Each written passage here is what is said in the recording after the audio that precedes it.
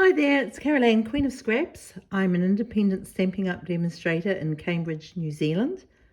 This is a very quick little fun fold card that we made recently in class, and this is called a faux side step.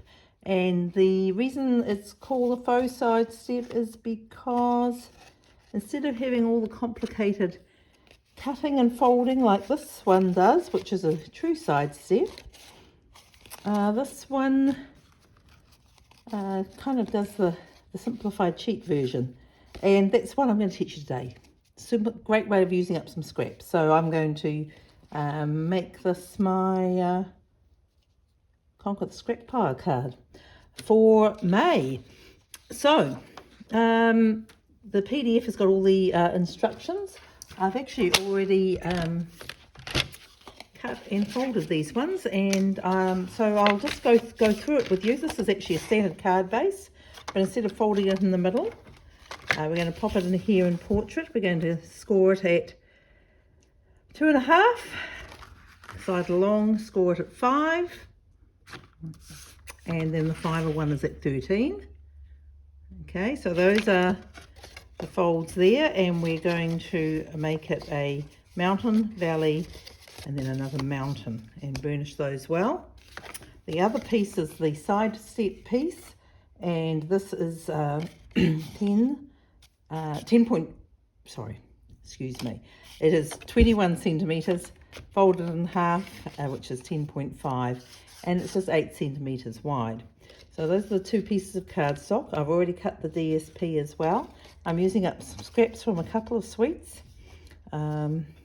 Splendid Sems, I think this was called, or Splendid Day, and this is a very cute celebration one that was recently.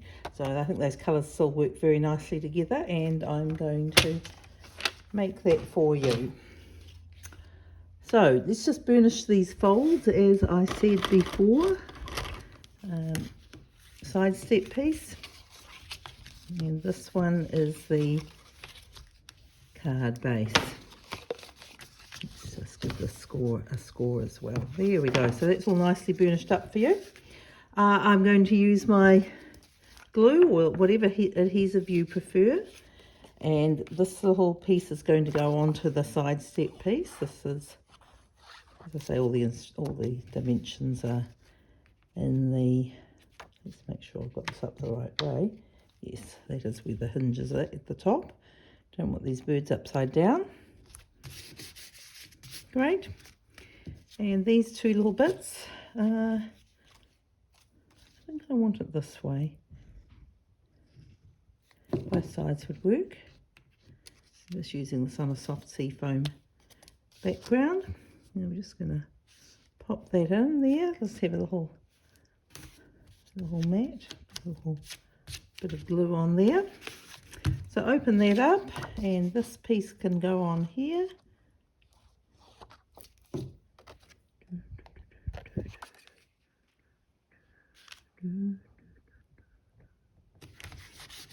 Great. And then we're just going to take this little piece. In fact, we could do we might do the mat first, the insert for that. So I've got a little insert already cut. Dimensions again are on there. These are some leftover bits, and I'm just going to stick these on here first. So if there's any excess, I can just trim it off with my scissors. It's just a nice way of adding coordinating the front and back and using up your little scraps if you don't like throwing them away, which is definitely me. Goodness me, this doesn't want to come out. And I've had the pin in there, which probably just a bit short of glue at the bottom there. I don't spend too long on these videos trying to get the glue to run. Let's just do a very fine bead down there, and we're just going to slot this little shiny bit in. Great. Trim that off with my scissors.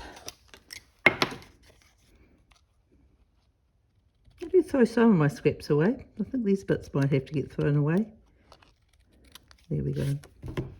So I'm going to just pop this on the back here. This is my little insert, so I've got a space to write my greeting, and we're just popping it on the back of this bit. Now this is going to just fit over here. We're going to make it a side step on the, if I can open this, we're going to make this a side step on the left, like this, like the other one, and you can see it just sits up a little higher, and then it will open up in that way.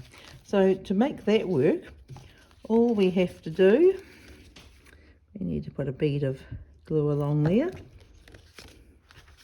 Now you'll know I often like to use a straight edge when I'm gluing things like this together.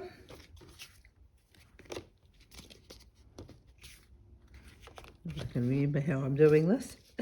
Okay, so we are sticking this in this way. Oh, I'm making it hard for myself today.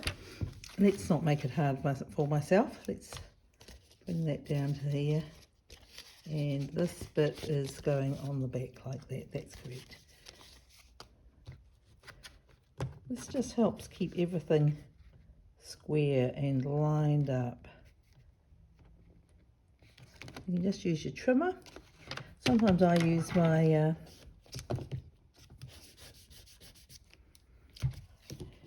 we go. That should just fit in there nicely now. Just going to put a little bead along there, and that will fold over. And again, we're still lining it up there. That should keep it nice and straight. Good. So that's our little baked card base. Oopsie, not quite dry. And all I need to do is put my sentiment on there and any embellishments that I might want.